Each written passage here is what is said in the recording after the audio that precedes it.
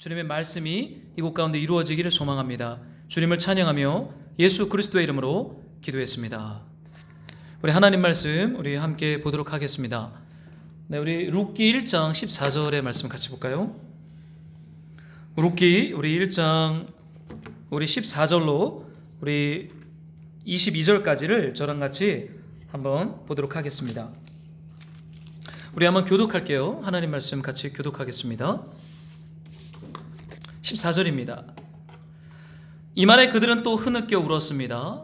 그러고 나서 오르바는 시어머니에게 입맞춤을 했습니다. 그러나 룻은 시어머니를 붙잡았습니다.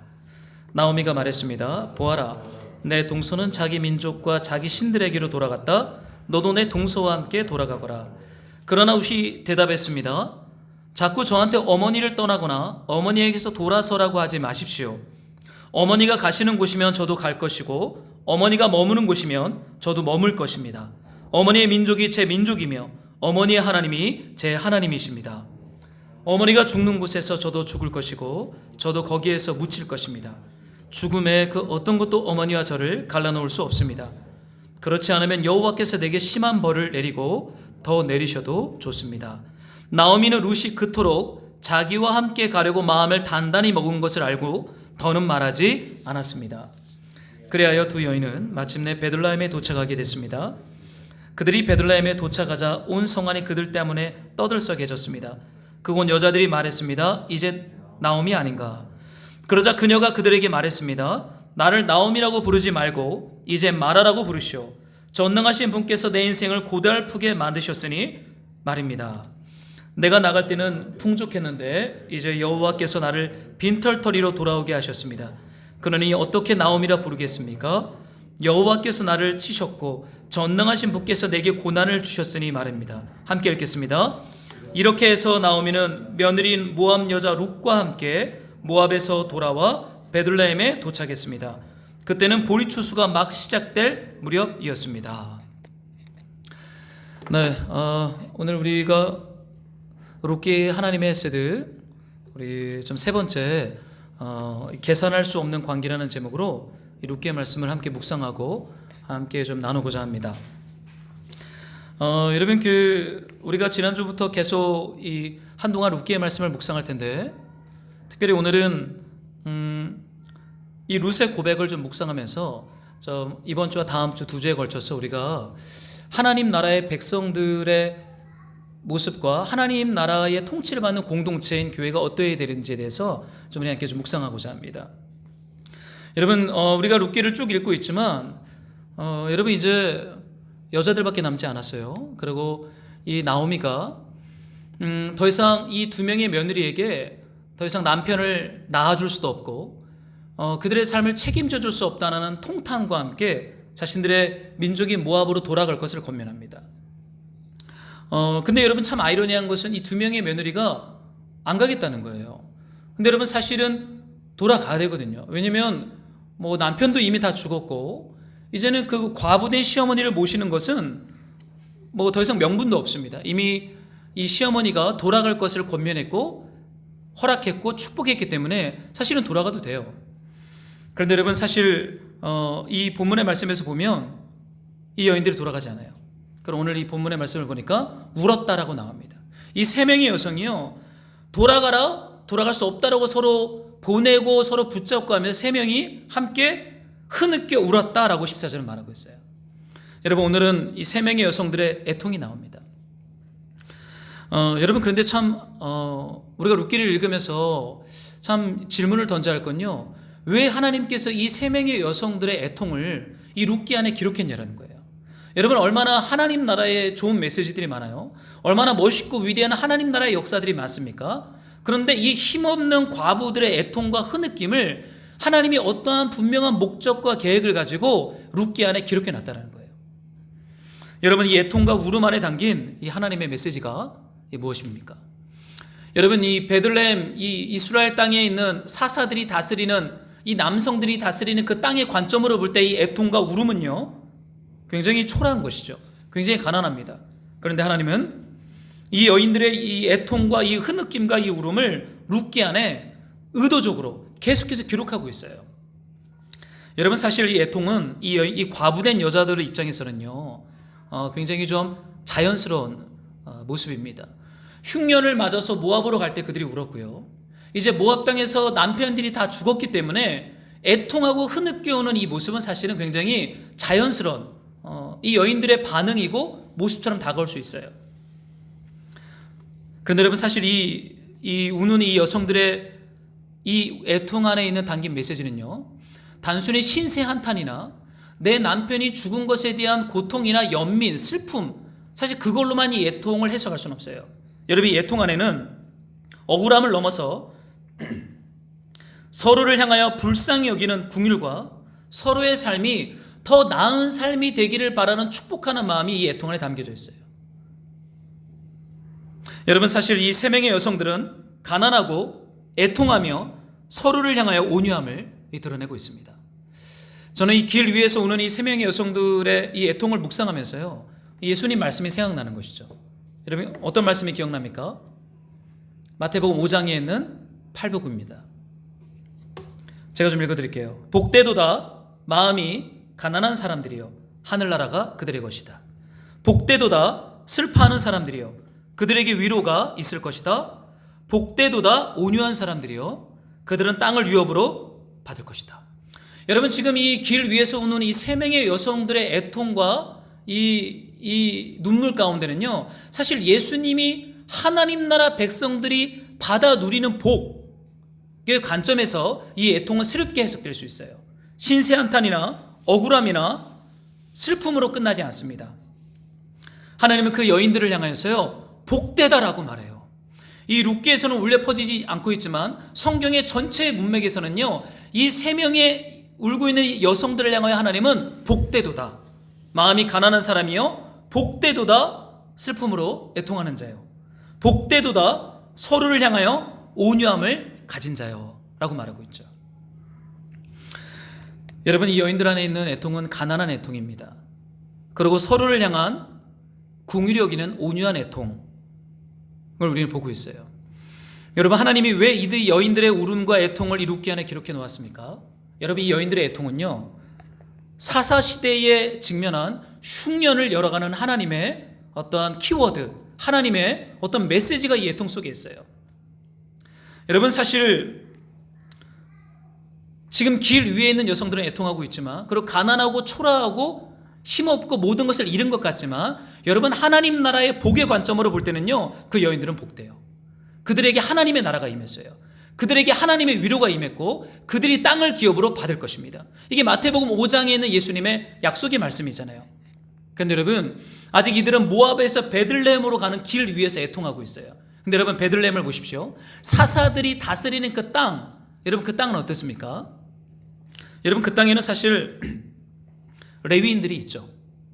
그리고 제사장들이 있고 사사들이 있습니다. 여러분 레위인들이 그 땅에서 뭐예요? 날마다 논리적이고 멋있는 말씀을 날마다 가르쳐요. 모세오경인 하나님의 말씀을 논리적으로 그리고 주석을 하면서 멋있게 힘있게 가르칩니다. 말씀이 선포되고 있어요. 여러분 제사장들은 어떻게 합니까?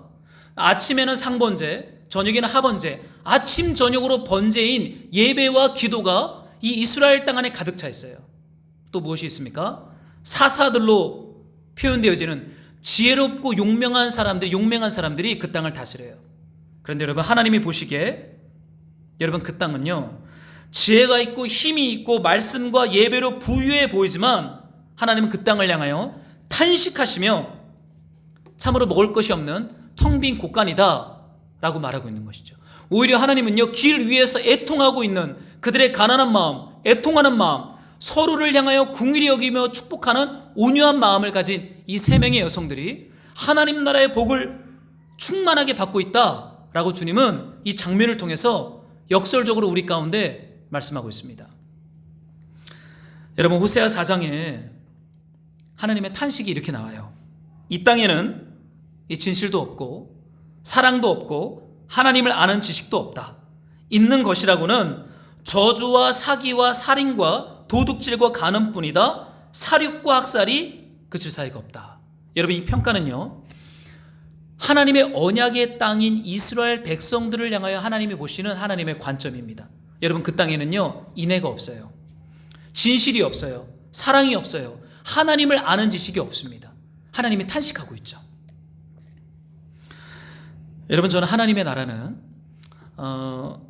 힘 있는 남성들의 용맹함, 논리적인 율법의 가르침, 날마다 드려지는 이 제사로 표현되어지는 예배와 기도로 세워지는 나라가 아니에요. 여러분, 하나님의 나라는요, 정말 멋있고 논리적인 말씀을 가르치는 율법 교사들이나 날마다 종교적인 제사와 예배를 인도하는 제사장들이나 지혜롭고 멋있고 용맹한 사사들이 어떠한 힘으로 하나님의 나라가 세워지지 않아요. 여러분, 지금 룻기는요, 어떻게 하나님의 나라가 이 가나안 땅에 임하는가? 여러분, 역설적으로 말합니다. 여인들의 애통을 통해서 하나님의 나라가 세워진다.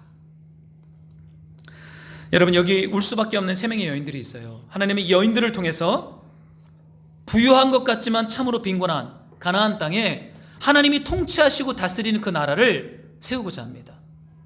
힘있고 멋있는 논리적인 율법이 아니라, 예배와 기도가 아니라, 지혜가 아니라, 이 가난하고 빈곤하고 애통하는 이 세 명의 여성들의 눈물과 애통을 통해서 하나님이 그 땅에 하나님의 나라를 세우고자 해요. 여러분, 멋있는 율법 지식을 자랑하는 이들은 가난한 마음을 가진 사람들로 바뀌게 될 것입니다. 여러분, 율법, 우리는 가끔 그러죠. 멋있게 얘기하고 논리적으로 얘기하는 것이 세상을 바꿀 거라고 생각합니다. 여러분, 그렇지 않아요. 세상을 향하여 논리적으로 멋있고 대안과 정의와 공의를 외친다고 세상이 바뀌지 않습니다. 가난한 마음을 가질 때 하나님 세상은 바뀌기 시작해요. 여러분, 날마다 제사를 드리며 종교적인 존재가 되는 것으로 우리는 하나님의 나라를 경험할 수 있다고 생각해요. 여러분, 그렇지 않습니다. 하나님은 하나님과 이웃 앞에서 애통할 수 있는 사람들, 울 수 있는 사람들로 우리를 변화시켜 가세요. 여러분, 이익이 되면 축복하고 이익이 되지 않으면 저주하는 그 냉정한 사람들을 서로 긍휼히 여기는 온유한 사람들로 하나님이 바꾸어 가십니다. 여러분, 이것이 하나님이 룻기 안에 이 세 명의 여성들의 애통을 기록하신 하나님의 목적이에요. 여러분, 룻기는 하나님의 언약 아래 있는 이 평범한 사람들의 애통을요, 결코 가볍게 대하지 않아요. 여러분, 우리 하나님의 언약과 하나님의 은혜와 예수 그리스도의 긍휼 안에 있는 하나님의 백성들은요, 무엇을 가지고 세상과 싸웁니까? 무엇을 가지고 이 세상 가운데 하나님의 나라를 증언합니까? 무엇을 가지고 하나님의 살아계심과 그 임재를 보여줄 수 있습니까? 논리적이고 멋있는 설교, 힘 있는 지혜와 용맹한 단호한 담대한 어떠한 우리의 능력과 모습들 아니에요. 애통입니다. 가난한 마음이에요. 서로 긍휼히 여기는 온유한 마음입니다. 여러분, 그 마음을 가진 하나님의 백성들이 주님의 몸된 공동체 안에서 한 사람 한 사람 일어나잖아요.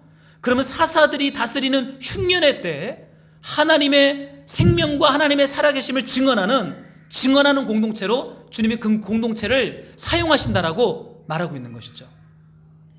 여러분, 저는 우리 안에 이 애통이 있으면 좋겠어요. 우리 안에 마음이 이렇게 가난해졌으면 좋겠어요. 우리 안에 긍휼히 여기는 온유한 마음이 일어났으면 좋겠어요. 저는 이 세 여인을 묵상하다가요, 참 저는 애통 없는 것이 사실은 재앙일 수 있다라는 생각을 하게 됩니다. 저는 멋있고 논리적인 말씀을 가르치는 것이 능력이고 힘있고 아름다운 것을 보여줄 수 있는 제사, 기도, 이 풍성함이 하나님을 증언한다고 생각했는데 여러분, 성경은 전혀 그렇게 말하지 않더라고요.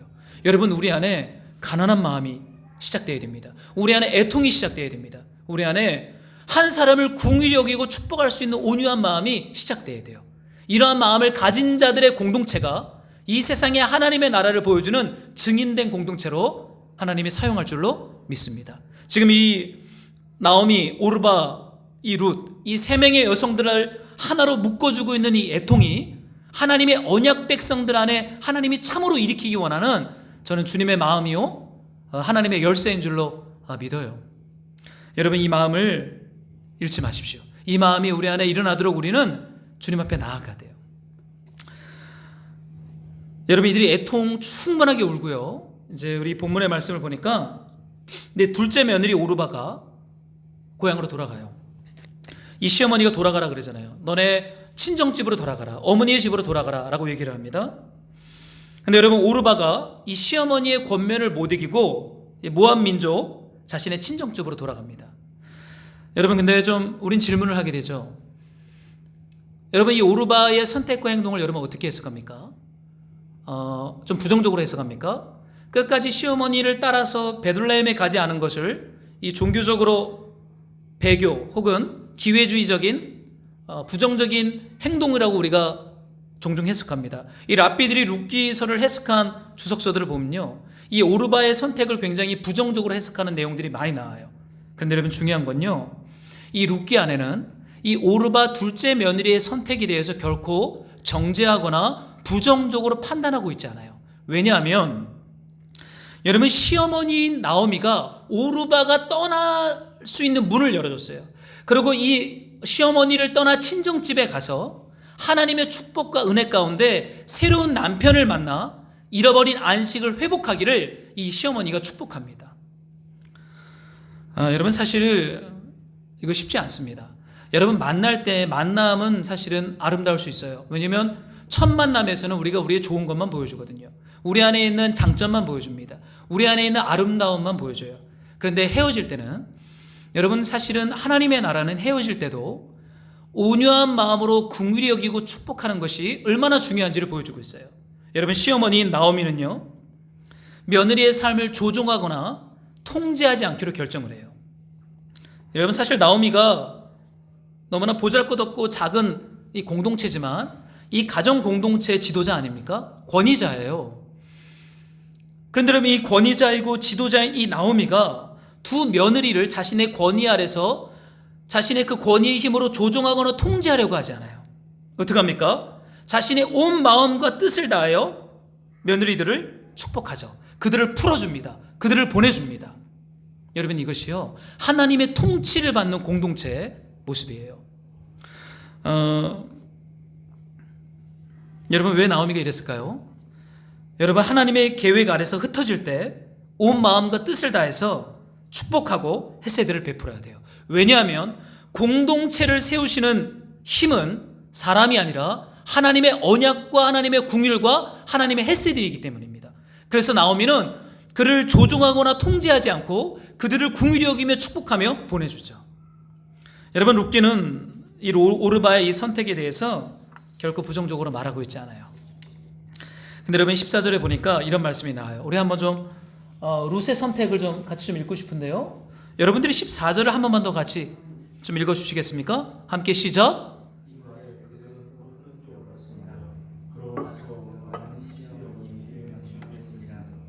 그러나 룻은 시어머니를 붙잡았습니다. 여러분, 오르바가 떠났어요. 이제 누구만 남았어요? 시어머니인 나오미와 룻만 남았어요. 그런데 여러분, 여기서 이 룻이 어떻게 결정을 합니까? 그러나 룻은 시어머니를 붙잡았다 라고 말하고 있죠. 붙잡았다. 여러분, 사람을 붙잡아요. 시어머니를 붙잡습니다. 근데 여러분, 여기서 이 붙잡았다라는 단어가 히브리어로 따바크라는 단어입니다. 따바크. 여러분, 이 단어는 사실 부부 관계에서 사용되는 단어예요. 풀로 두 개를 하나 딱 붙여놔서 절대 떨어질 수 없는 상태를 붙잡았다, 따바크라고 말합니다. 남편이 부모를 떠나 아내와 연합하여 한 몸이 되었다라고 할 때 따바크라는 단어를 써요. 결합했다, 완전히 하나가 되었다, 찢을 수 없다, 풀로 딱 붙여놔서 헤어질 수 없는 그런 완전히 결합된 관계를 따바크라고 합니다. 여러분, 며느리인 룻이 시어머니를 이렇게 딱 붙잡습니다. 시어머니에게 딱 붙어요. 근데 저는 이 말씀 묵상하다가, 여러분, 시어머니에게 룻이 왜 붙습니까? 붙어야 할 이유가 있어요. 여러분, 지금 시어머니인 나오미는 가진 게 없어요. 남편도 잃었고 두 아들도 다 죽었어요. 고향 땅 베들레헴에 가도요, 그는 베들레헴의 관점으로 볼 때 과부예요. 과부는 구약이 말하는 가장 가난한 밑바닥층의 한 부류입니다. 고아와 과부. 땅도 없고 집도 없고 가족도 없어요. 여러분, 룻이 시어머니에게 붙은다고 해서 얻을 혜택이 없어요. 이익이 없어요. 아무리 계산을 해도 시어머니인 나오미에게 붙으면 안 돼요. 이미 나오미도 조종하거나 통제하는 것을 포기하고 축복하며 그들을 보내줬습니다. 그건 가야죠. 오르바처럼 가도 돼요. 그게 룻에게는 이익입니다. 굳이 남편과 사별한 며느리가 왜 이런 빈곤하고 능력 없는 시어머니에게 여러분 왜 딱 붙어야 하는 것입니까? 여러분 사람은요, 관계 안에서 무언가 이익이 될 만한 것이 있을 때 그 관계가 보통 잘 형성이 됩니다. 이익이 되지 않고 손해만 경험을 하잖아요. 그 관계가 계속 유지되는 것이 힘들어요. 이것이 우리 인간의 솔직함이에요. 더욱이 사사들이 통치하던 그 이스라엘 땅에 그때는요, 절대 이 이익주의입니다. 나에게 이익이 되지 않으면 저 사람과 관계를 맺지 않아요. 나에게 이익이 되지 않으면 살육과 폭행과 전쟁을 벌입니다. 이익이 되면 하나님의 백성이 아니어도 그들과 언약을 맺어요. 이것이 사사들이 다스리던 때의 특징이에요. 그런데 여러분 룻은 전혀 이익이 될 만한 아무것도 가진 것이 없는 시어머니에게 딱 붙습니다.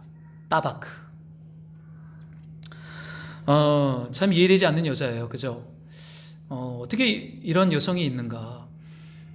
시어머니와 며느리의 관계도 긴장 관계인데 그 시어머니가 힘도 없고 아무것도 없는 가난한 과부인데 딱 붙었다.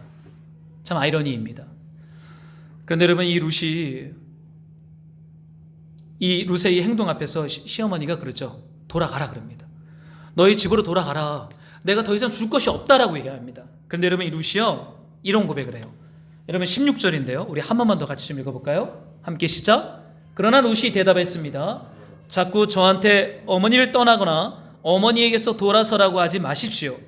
어머니가 가시는 곳이면 저도 갈 것이고 어머니가 머무는 곳이면 저도 머물 것입니다.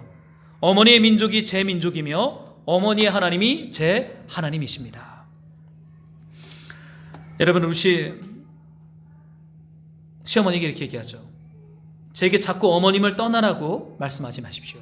어머니 더 이상 그렇게 얘기하지 말라는 거예요. 저 어머님 떠나지 않습니다. 얘기합니다. 어머니에게 따박그 딱 붙었고 또 떠나라고 하는 어머니에게 이제 그만 얘기하세요. 그래요. 어머님 이제 그만 얘기하십시오. 그러고는 룻이 이런 고백을 해요. 어머니가 가시는 곳에 제가 갈 것이고 어머님께서 머무시는 곳에 제가 머물 것입니다. 라고 얘기를 합니다. 여러분 놀라운 고백이죠. 이익이 되지 않는데 어떻게 같이 가요? 나에게 이익이 되는 불확실한 안정도 줄 수 없고 불확실한 미래를 가진 그 과부를 왜 딱 붙어서 며느리가 왜 따라가는 것입니까? 그녀 시어머니가 가는 곳이 어디입니까? 그 시어머니인 나오미가 머무는 곳이 어디입니까? 여러분 집 한 채 없어요. 가족 하나 없어요. 어떻게 먹고 살고 생존을 유지할지 불확실해요. 불안정해요. 그런데 여러분 룻이 이렇게 얘기를 해요. 어머님이 머무는 곳에 제가 함께 머물 것입니다. 여러분 이 머물다라는 단어가 저는 이제 우리말 성경으로 번역된 책으로 성경을 읽었지만 개역개정에 보면 유숙하다라는 단어입니다. 유숙. 어머니께서 유숙하시는 곳에 저도 유숙할 것입니다. 어머님이 머무는 곳에 제가 머물 것입니다. 이렇게 얘기를 해요. 근데 여러분 이 유숙이라는 단어는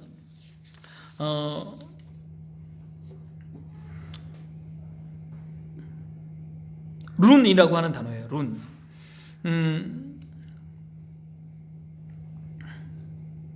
여러분 이 룬이라고 하는 단어인데 여러분 이 룬이라고 하는 단어는 머물다라는 단어입니다. 여러분 근데 이 룬이라는 단어 유숙하다 머물다라는 단어의 원뜻은요 손님이나 나그네로 남의 집에서 머물러 묵는 것을 뜻합니다. 여러분 나그네적 삶이죠. 여러분 사실 이제 나오미는 더 이상 내 집이 없어요. 내 가족이 없어요. 그녀는 베들레헴에 가도 유숙해야 됩니다. 남의 집에 머물러서 불편한 동거 생활을 해야 돼요. 여러분 근데 또한 이 나오미가 베들레헴에 돌아갔을 때요 그녀를 책임져 줄 가족도 없습니다. 나오미는 고향 베들레헴에 돌아가서도요 그곳에서 그녀는 나그네적인 삶을 살아야 돼요. 여러분 한번 생각해 보십시오. 그런데 여러분 이 룻이 뭐라고 고백해요? 어머님께서 머무는 곳에 저도 머물 것입니다. 여러분 이제 나오미가 머물 곳이 어디예요? 불확실함이에요. 미래에 대한 불확실함, 미래에 대한 불안정함. 이제는 안정된 삶과 평범한 삶이 보장되어 있지 않아요. 나오미를 따라가면 고생해야 돼요. 나오미를 따라가면 불확실한 미래 가운데 들어가야 돼요. 나오미를 따라가면 나그네처럼 살아야 돼요. 내 집 하나 없이 이방인처럼 불편한 마치 야곱이 베델에서 돌베개를 베고 자는 것처럼 그렇게 유숙하는 삶을 살아야 합니다. 그런데 여러분 여러분, 룻이 왜 이런 고백을 합니까? 이런 고백이죠. 나오미가 직면하게 될 미래의 불안정함, 불확실함, 성공이 보장되지 않는 나그네적인 삶에 룻이 동참하겠다는 거예요. 어머니가 가는 길이 불확실하고 불안정하고 명확하지 않지만 제가 그 어머니의 삶의 어머니의 길에 제가 동참할 것입니다. 지금 이 고백을 하는 거예요. 여러분, 룻의 고백에는요, 합리적인 계산이 없습니다. 여러분, 우리가 누군가와 동행하고 무언가를 결정할 때는요, 계산해야 돼요. 합리적으로 나에게 이익이 되는 거 되지 않는가를 계산해야 됩니다. 그런데 여러분, 룻은요, 계산을 못해요. 그녀가 합리적으로 논리적으로 계산을 했다면요, 나오미를 따라가면 안 돼요. 왜냐하면 나오미가 가는 곳, 나오미가 머무는 곳은 나그네이기 때문에, 과부이기 때문에, 불안정함과 불확실함이 거기에 있기 때문입니다. 여러분, 사실 이 룻의 결정과 선택은 굉장히 미련하고 어리석은 사람처럼 보이죠. 이익이 되지도 않는데, 돈이 되지도 않는데 아무것도 가지지 않은 시어머니에게 딱 붙은 것입니다. 이익이 되지도 않고 돈이 되지도 않아요. 그런데 그녀에게 딱 붙었어요. 여러분, 좀 질문을 드려요. 우리가 하나님을 따바크, 하나님께 딱 붙은 이유가 무엇입니까? 여러분, 우리가 예수 그리스도를 믿고 예수님을 따라가는 이유가 무엇입니까? 여러분, 지금 이 얘기를 하는 거예요.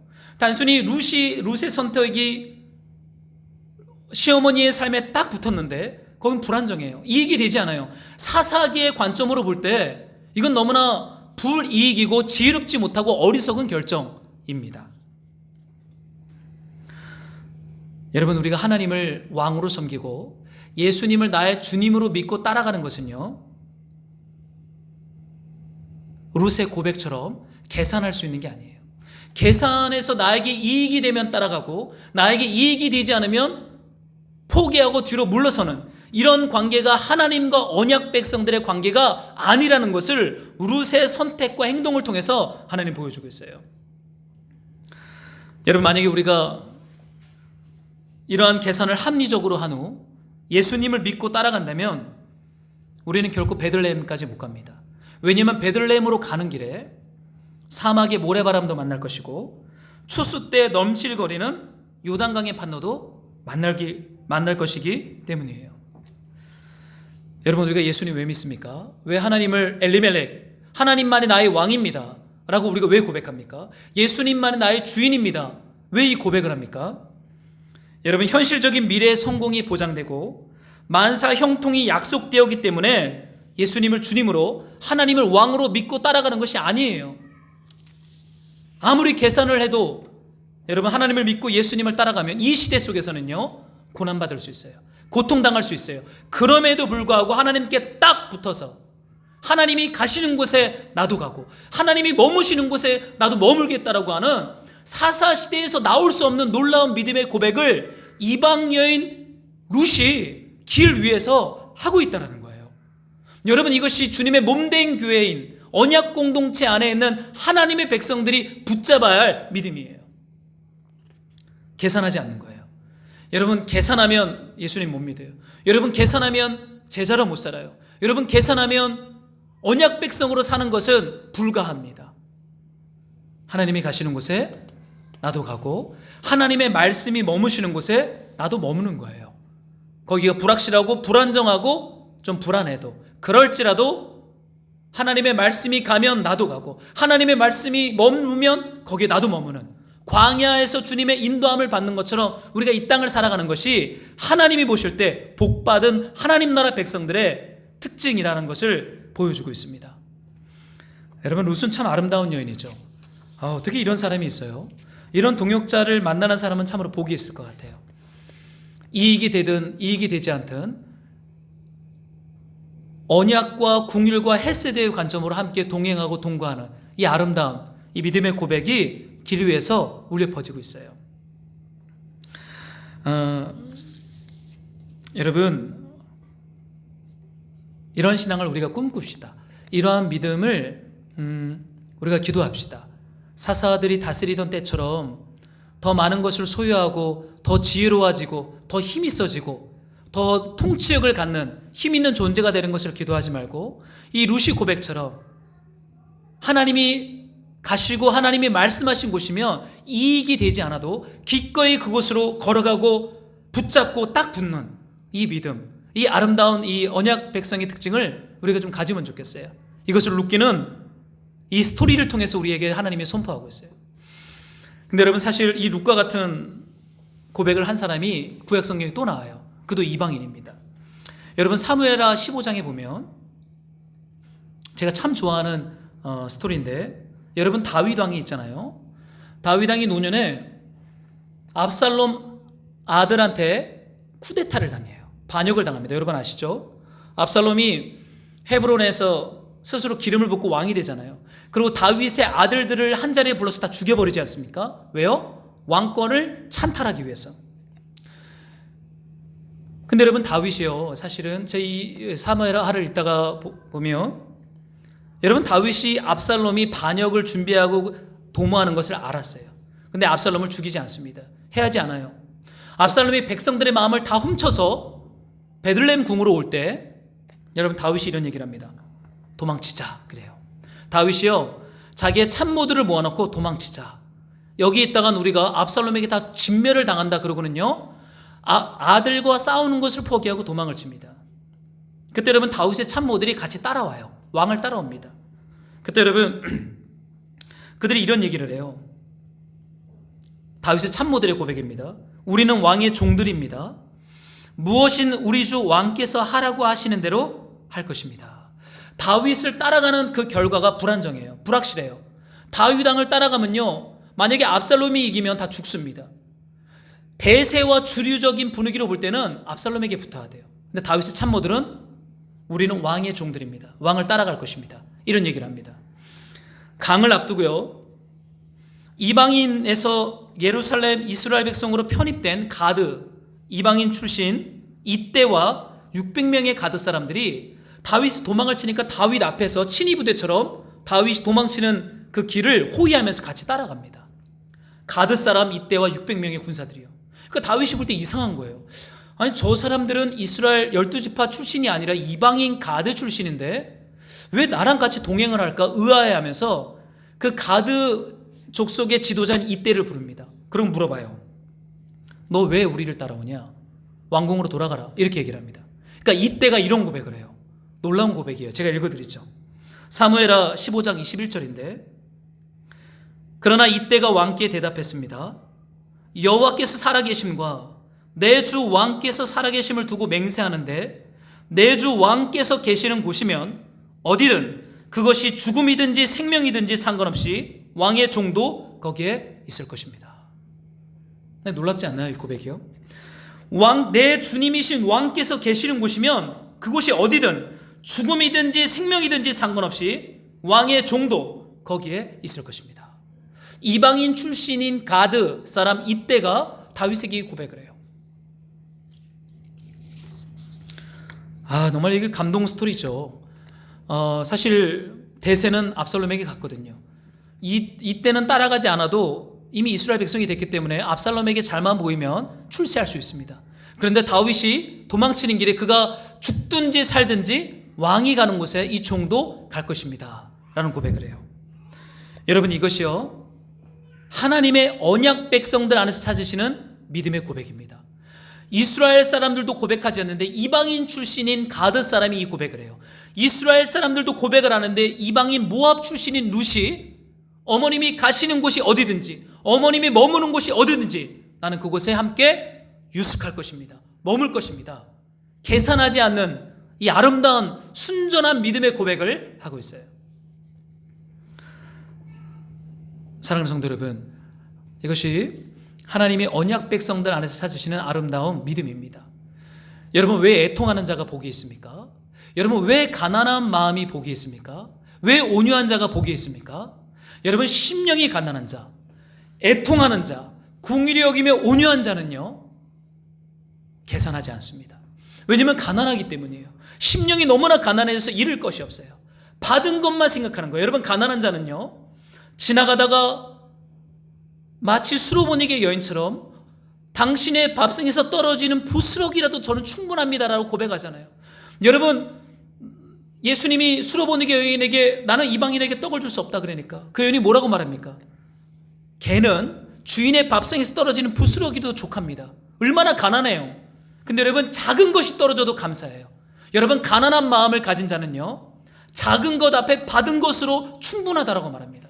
더 많고 더 높고 더 풍성한 것을 요구하는 것이 아니라 하나님의 헤세드, 하나님의 은혜를 기억하면서 이 가난한 마음이 부유케 되어져요. 그리고 하나님의 헤세드와 궁율 앞에서 하나님을 향하여 내가 어떠한 존재인지 애통하기 시작합니다. 여러분, 그들은요 계산하지 않아요. 하나님의 받은 은혜로 족합니다. 그 하나님과 내 삶에 충분합니다라고 고백하며 하나님이 말씀하시는 곳이 어디든, 하나님이 가시는 곳이 어디든 주님을 따라가고 계산하지 않는 믿음으로 주님과 함께 머무는 아름다운 믿음의 고백을 한다는 것이죠. 사랑하는 성도 여러분, 저는 이 은혜가 우리 말씀으로 사는 교회와 우리 사랑하는 성도들 안에 좀 이 은혜와 이 복이 있으면 좋겠어요. 가난한 마음, 애통하는 마음, 온유한 마음, 계산하지 않고 하나님이 가라가오는 곳에 가고 하나님과 함께 머무는 곳으로 충분하다고 고백하는 이 아름다운 믿음과 이 아름다운 언약 백성의 이 풍성한 풍년이 우리의 심령과 우리 공동체 안에 새록새록 일어나기를요 정말 주님의 이름으로 축복합니다. 우리 좀 함께 좀 기도하기를 원합니다.